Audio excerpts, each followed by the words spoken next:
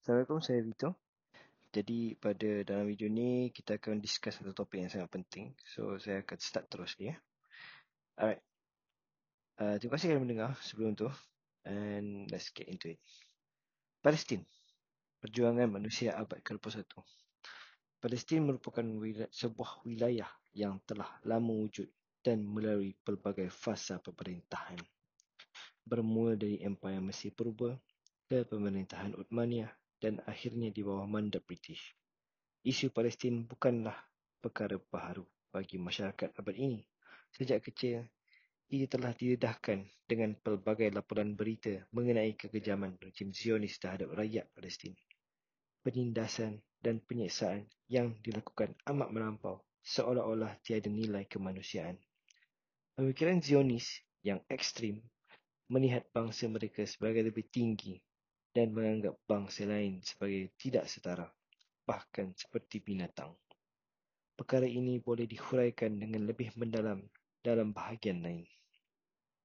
Sejak deklarasi Balfour diumumkan, gerakan Zionis mula melihat peluang untuk merampas Palestin.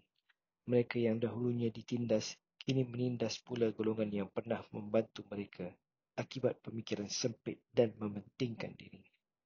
Rakyat Palestin diusir, dibunuh dan ada yang mengalami nasib lebih terpuruk. Ramai yang melarikan diri ke negara jiran atau ke kawasan yang kini dikenali sebagai Gaza dan tebing barat. Penjajahan terhadap Palestin berlaku secara berterusan sehingga ke hari ini, meskipun mendapat tentangan daripada masyarakat antarabangsa dan Pertubuhan Bangsa-Bangsa Bersatu (PBB). Kini, selepas 77 tahun peristiwa Nakba pada 15 Mei 1948, dunia mula menyaksikan perubahan. Sokongan terhadap Israel semakin berkurangan dan Amerika Syarikat dilihat berdiri sendiri dalam mempertahankan rejim tersebut. Tidak lama lagi, rejim Israel yang angkuh mungkin akan lenyap dan Palestin akan kembali merdeka.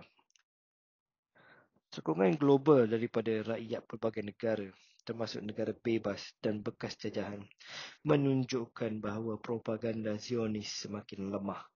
Dari Pyongyang ke London, perubahan pandangan kerajaan mula berlaku. Ahli politik barat mula sedar bahawa sokongan terhadap Israel sudah tidak relevan dan boleh membawa kepada kejatuhan mereka sendiri. Manusia abad ini semakin sedar. Mereka sedar bahawa jika kezaliman ini berterusan, ia akan tercatat dalam sejarah sebagai kegagalan moral. Mereka juga sedar bahawa membela kebenaran adalah tanggungjawab bersama. Dunia media sosial telah mempercepatkan penyebaran maklumat dan membangkitkan kesedaran untuk terus berjuang menentang kezaliman.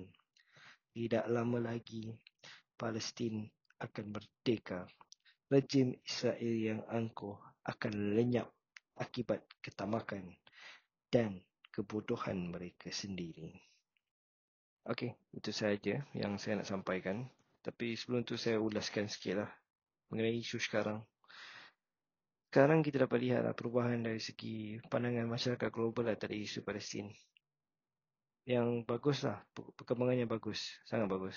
Sebab sebelum ni Barat pun mereka terlalu terpedaya lah dengan propaganda Zionis. Sekarang kebanyakan dunia Barat, Amerika Latin, semua ke arah Palestin. Cuma kadang-kadang kita rasa kecewa sikit lah. Sebab kita rasa tindakan yang lebih tegas lah perlu dilaksanakan sebenarnya. Dan tak boleh tunggu lagi.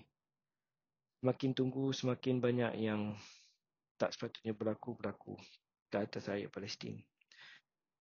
Tapi ia tergantung kepada kerajaan dan juga pemimpin sama ada mereka sanggup mengambil risiko tersebut atau tidak.